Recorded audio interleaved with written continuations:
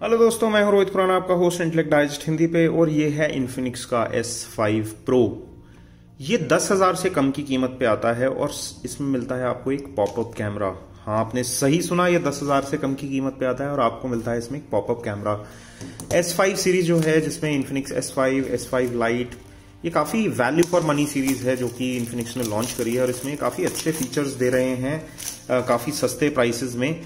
और ये फ़ोन आता है 4GB रैम 64GB रोम के साथ। ये लगभग 10,000 रुपये की कीमत में आज ही लॉन्च हुआ है। इसके बेस्ट बाय लिंक्स मैं नीचे डिस्क्रिप्शन सेक्शन में डाल रहा हूँ, तो इसको मैं अनबॉक्स करके दिखाऊंगा, अपने फर्स्ट इंप्रेशंस बताऊंगा, आपको बताऊंगा कि फ़ोन कैसा है, दिखने में कैसा है और मेरे फर्स्ट इंप्रेशंस क्या हैं। आपको खरीदना चाहिए, नहीं खरीदना चाहिए, क्या ये वर्थ है 10,000 रुपये की कीमत पे। तो चलिए शुरू करते हैं इस वीडियो को। मैं इस फ़ोन को अनबॉक्स करूं उससे पहले आपको फटाफट से दिखा देता हूं इसके फीचर्स जो कि यहाँ बॉक्स में मेंशन्ड है। इसमें 16 मेगापिक्सल का पॉपअप सेल्फी कैमरा है, कुछ इस तरह का जैसा कि यहाँ पिक्चर दी गई है। साथ ही में AAA कैमरा है जिसमें प्राइमरी कैमरा 48 मेगापिक्सल का है, दूसरा और तीसरा कैमरा 502 मेगापिक्सल के हैं। 6.53 इंच का फुल HD प्लस डिस्प्ले दिया गया है और ये फुल व्यू डिस्प्ले है क्योंकि जो सेल्फी कैमरा है वो ऊपर मूव कर दिया गया है। एंड्रॉयड 10 के ऊपर XOS 6 है, 4000 mAh की बैटरी और Helio P35 octa core processor जो कि मीडियाटेक की तरफ से आता है वो दिया गया है। आगे DTS की ब्रांडिंग भी आप देख सकते हैं, तो इसमें साउंड जो है वो DTS सपोर्टेड साउंड है। तो बॉक्स को खोलते हैं और सबसे पहले हमें बॉक्स में मिलता है इन्फिनिक्स का S5 Pro। इसके सारे जो फीचर्स मैंने अभी आपको बताए वो यहाँ पे आगे मेंशन किए गए हैं और ये प्लास्टिक एक प्रोटेक्शन यहाँ पे दिया गया था, इसको मैंने हटा दिया है। और ये है ग्रीन कलर, काफ़ी इंटरेस्टिंग कलर है, आप देख सकते हैं। ये लगभग इन्फिनिक्स का ब्रांड कलर ही लग रहा है मेरे को, जो बॉक्स पे है जिस तरह का कलर दिया गया है।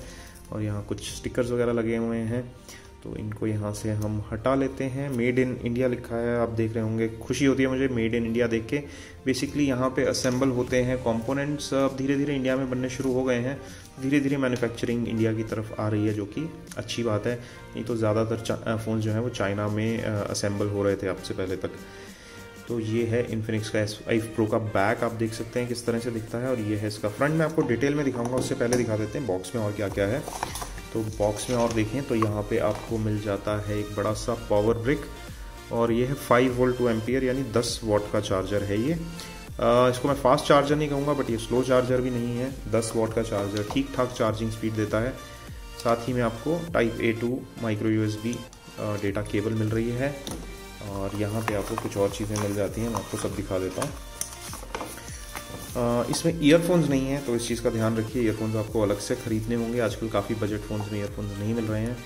ये एक प्रोटेक्टिव फिल्म है जो कि एक स्क्रीन गार्ड भी जिसको कहते हैं, प्लास्टिक का है, ये साथ में बंडल किया गया है। ये है सिम रिमूवल टूल, इसको भी हम बाहर निकाल लेते हैं क्योंकि मैं आपको सिम कार्ड कन्फिग्रेशन भी दिखाऊंगा इस फ़ोन का। तो ये सिम रिमूवल टूल है।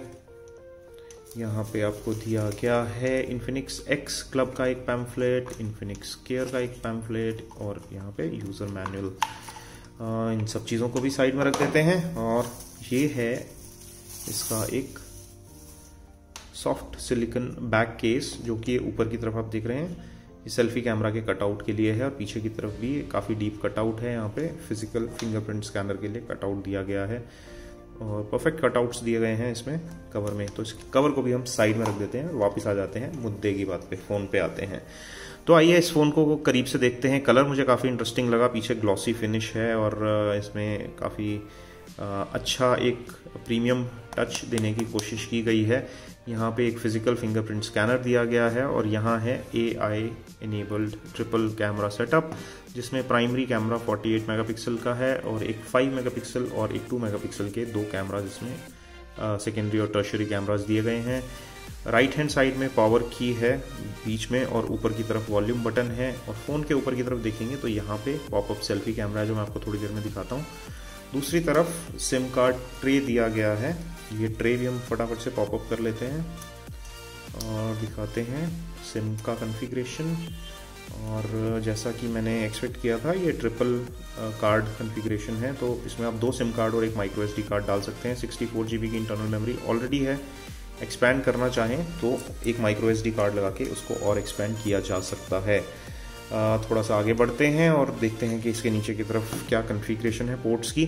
तो यहाँ पे आपको मिल जाता है एक माइक्रो USB का चार्जिंग पोर्ट, एक 3.5mm का ऑडियो जैक, प्राइमरी माइक्रोफोन और यहाँ पे स्पीकर ग्रिल दी गई है। तो मैंने आपको फ़ोन सब तरफ से दिखा दिया है। फ्रंट में है 6.53 इंचेस का फुल HD प्लस डिस्प्ले, जो कि ऑलमोस्ट फुल व्यू डिस्प्ले है, आप देख सकते हैं, क्योंकि यहाँ कोई भी किसी तरह का कटआउट नहीं है सेल्फी कैमरा के लिए, ना ही पंच होल है। यहाँ पे पॉपअप सेल्फी कैमरा दिया गया जो जनरली महंगे फ़ोन्स में आता है, इस बजट सेगमेंट के फ़ोन्स में नहीं आता है। आइए इस फ़ोन को मैं फटाफट से सेटअप कर लेता हूँ और वापस आता हूँ और उसके बाद हम करेंगे इसका कैमरा टेस्ट और आपको दिखाएंगे इसका इंटरफेस कैसा है। इस फ़ोन को हमने फटाफट से कर लिया है सेटअप और पहली चीज़ जो मैं आपको दिखाना चाहता हूँ वो है इसका डिस्प्ले का एक्सपीरियंस। और आप देख सकते हैं ये फुल व्यू डिस्प्ले है, दिखने में अच्छा लग रहा है। इसका ऑटोमेटिक ब्राइटनेस बंद करके अगर मैं फुल ब्राइटनेस पे जाता हूँ तो ये काफ़ी ठीक ठाक ब्राइटनेस है इसकी, और ये आपको आउटडोर्स में भी ठीक ठाक विजिबिलिटी दे देगा। नेक्स्ट चीज़ जो इसकी सबसे इम्प्रेसिव चीज़ है वो है इसका पॉपअप सेल्फी कैमरा। तो आइए आपको दिखाते हैं पॉपअप सेल्फी कैमरा कैसा है, आप देख सकते हैं। और ये साउंड सी भी निकालता है जब बाहर आते समय, और यहाँ पे एक विजुअल इफेक्ट भी देता है। ये है इसका पॉपअप सेल्फी कैमरा और ये जो नॉर्मल कैमरा है इसमें लिखा है AI कैम। तो आइए हम सबसे पहले इसका कैमरा ही टेस्ट करते हैं। तो AI कैम से हम इसकी एक पिक्चर लेते हैं, फिर आपको मिलता है यहाँ पे बोके मोड, AR शॉट, AR से बाहर आए तो हमें मिलता है पैनोरामा के अलावा ब्यूटी, वीडियो और शॉर्ट वीडियो। तो आपको यहाँ कई तरह के शॉट्स मिल जाते हैं। अब मैं वापस अगर AI कैम में आता हूँ तो यहाँ पे आप देख सकते हैं इस तरफ आपको कई एडिशनल सेटिंग्स दी गई हैं। यहाँ पे फिल्टर्स हैं, यहाँ पे एस्पेक्ट रेशो है, और ये काम की चीज़ लग रही है मुझे 48 मेगापिक्सल। तो यहाँ पे जो है आप हाई रेजोल्यूशन 48 मेगापिक्सल की फ़ोटो खींच सकते हो जब 48 आप ऑन करते हो। HDR ऑटोमेटिक ऑन और ऑफ 3 सेटिंग्स हैं, और साथ में ये लास्ट में जो है ये जो सेटिंग्स दी गई हैं यहाँ पे पिक्चर साइज़ आपसे पूछ रहा है कि आप क्या सेट रखना चाहते हैं, 29 मेगापिक्सल, 35 मेगापिक्सल या 48 मेगापिक्सल। तो और यहाँ पे इस तरह की सेटिंग्स दी गई हैं। ग्रिड लाइंस वगैरह आप ऑन कर सकते हैं, ऑफ कर सकते हैं, वाटरमार्क लगा सकते हैं। तो इस तरह की कई सेटिंग्स दी गई हैं। सेल्फी कैमरा भी फटाफट से टेस्ट कर लेते हैं।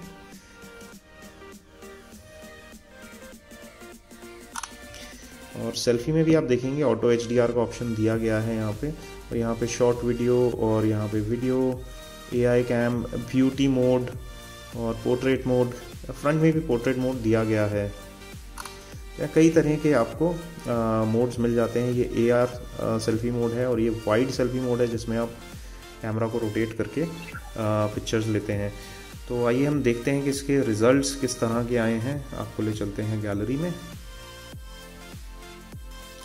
तो ये हमने पहला शॉट लिया था जो कि एक नॉर्मल शॉट है,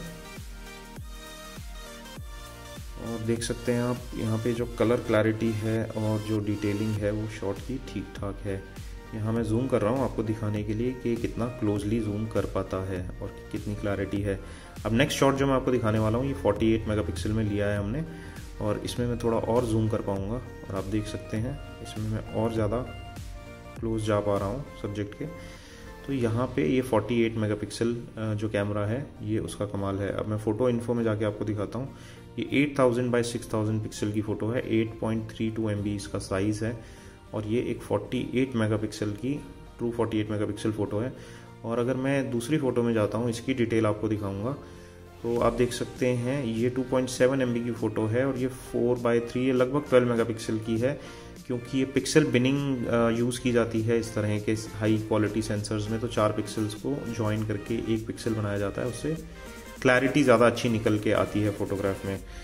तो ये तो हो गए रियर कैमरा सैम्पल्स, और ये है सेल्फ़ी, ये नॉर्मल सेल्फ़ी है, और एक ये हमने ब्यूटी मोड में खींची थी। 16 मेगापिक्सल का सेल्फ़ी कैमरा दिया गया है, और अगर मैं आपको अपने ऑनेस्ट ओपिनियन दूं तो 16 मेगापिक्सल का कैमरा तो है, मेगापिक्सल्स तो ठीक है, लेकिन क्वालिटी थोड़ी एवरेज है। अगर फ्रंट फेसिंग कैमरा की देखें तो मुझे थोड़ी सी एवरेज लगी। पिक्चर्स में डिटेलिंग और जो डेफिनेशन है वो थोड़ी सी कंपैरेटिवली कम है, और जो डायनामिक रेंज है वो भी थोड़ा सा ठीक ठाक है, बट ये डील ब्रेकर नहीं है। मगर मैं कहूँगा तो फ्रंट कैमरा जो है थोड़ा एवरेज क्वालिटी है और जो रियर कैमरा है वो थोड़ा अच्छी क्वालिटी का लगा मेरे को, अगर मैं इन दोनों को आपस में कंपेयर करूँ तो कैमराज यहाँ ठीक ठाक काम कर रहे हैं। और साथ ही में आपको यहाँ पे हीलियो का P35 ऑक्टा कोर प्रोसेसर मिल जाता है। फ़ोन का परफॉर्मेंस एक बार चेक कर लेते हैं। देखिए ऐप ओपनिंग में कितना टाइम लग रहा है यहाँ पे, उससे आपको थोड़ा सा आइडिया लग जाएगा कि कितना फास्ट है ये प्रोसेसर। आप एक ऐप को एक बार खोल लेते हैं तो उसके बाद सेकेंड टाइम वो जल्दी लॉन्च होती है क्योंकि वो रैम में होती है, और ऐप स्विचिंग भी यहाँ पे ठीक ठाक स्पीड से चल रही है। तो यहाँ पे सॉफ्टवेयर इंटरफेस में मेरे को कोई दिक्कत नहीं लग रही है। और इसका ऐप ड्रॉअर कुछ इस तरह का दिया गया है। एंड्रॉयड जो है इसमें वर्जन दिया गया है वो एंड्रॉयड 10 है। और इसका मैं आपको यहाँ सिस्टम की डिटेल्स में दिखाऊँ, इन्फिनिक्स S5 Pro ये आपको यहाँ पूरी डिटेल्स बता रहा है यहाँ पे इसकी।